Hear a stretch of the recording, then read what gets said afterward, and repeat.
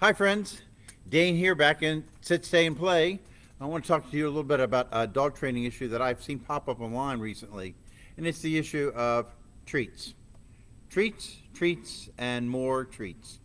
Well, there are different ways that we can motivate our dogs to work with us. I think I've narrowed them down to really three broad categories that are important. The first is you might look at your dog and say, I just want my dog to do the jump or to sit or whatever you're training to do because I said so. Well, you might feel like that, but I'm going to tell you, you're going to be counterproductive. And in fact, I'm going to be even harsher than that. I'm going to tell you, if you think your dog's going to do it because you said so, you're at best creating an indentured servant, and at worst, a slave. Not about a relationship, not about good mental health for your dog, but about because you have to do it because I said so. I don't want my dog that kind of relationship with my dog, and it's probably going to backfire with most dogs. Okay, so let's go to the next one. Next broad category I have is I want my dog to work because they need to know what the consequences of not doing what I said is. Well, I don't want that kind of relationship with my dog either.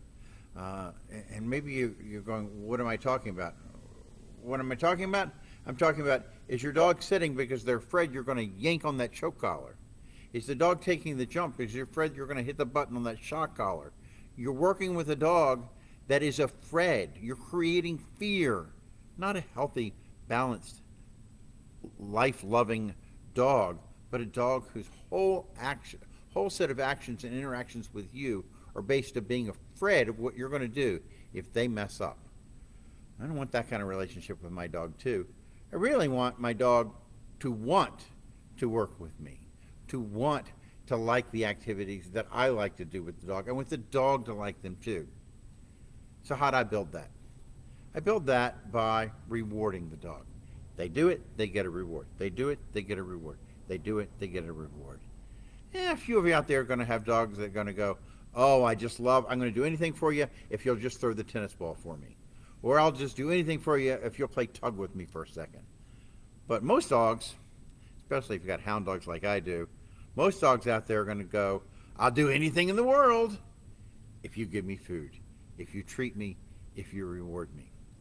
If your dog's motivated by food, like most dogs are, I'm going to tell you, they're going to build a love for the activity by your rewarding them. And in training purposes, I do not believe there's any such thing as too many treats. Saw that post the other day and I thought, wow, what are you talking about? There can't be too many treats in terms of training, as far as teaching and motivating your dog what to do.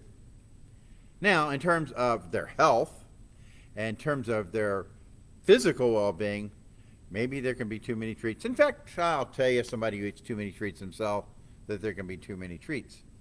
So we need to ask the question, what are we treating them with? Well, a lot of us, myself included, will grab for a nice hard treat like this. Probably not as good for my dog, probably not as good for my dog as a bag full of chips. Flour, water, and a little bit of flavor. Definitely no nutrition. I could step up from there and get something that's got a little nutrition. If you've been through our store before, you know we love our Nutrisource treats. The Little Bites are our most popular one, I think.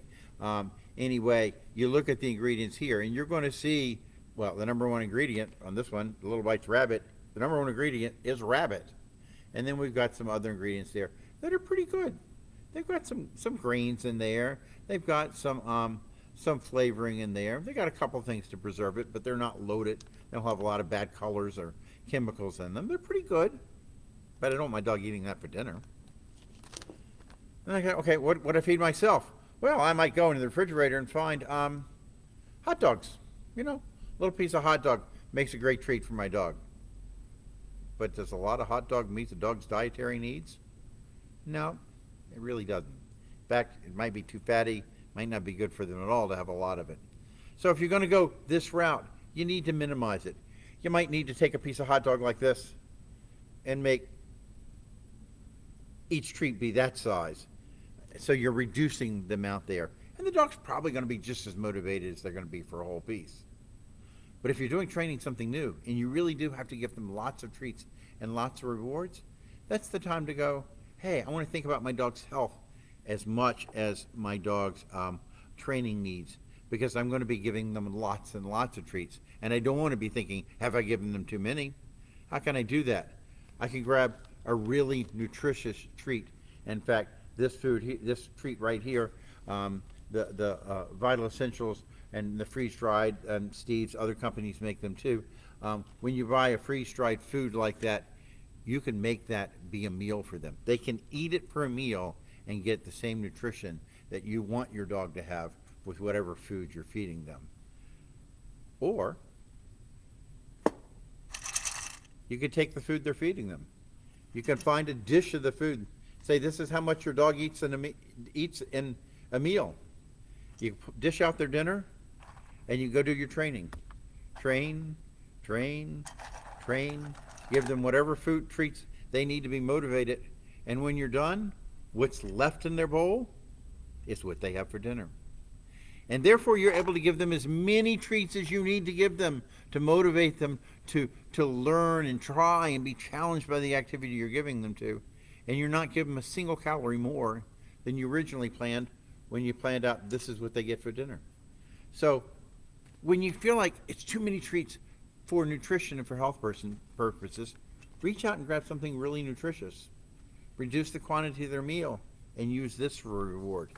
And save these goodies for when you need 1 or 2 or 3 or 4 treats to get them to pay attention and motivate here. To regular routine practice, this is great, but the good food is what you need to do when you start feeling like too many treats. Not reduce the treats, because that's going to reduce their motivation to work.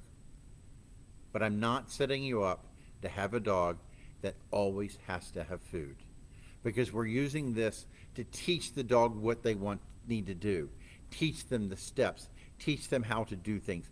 My dogs, when they learn agility, and when I teach agility students here, we come out here, there might be 10 obstacles in the ring, and the dogs might get 10, 12, 15 treats for doing the course and agility.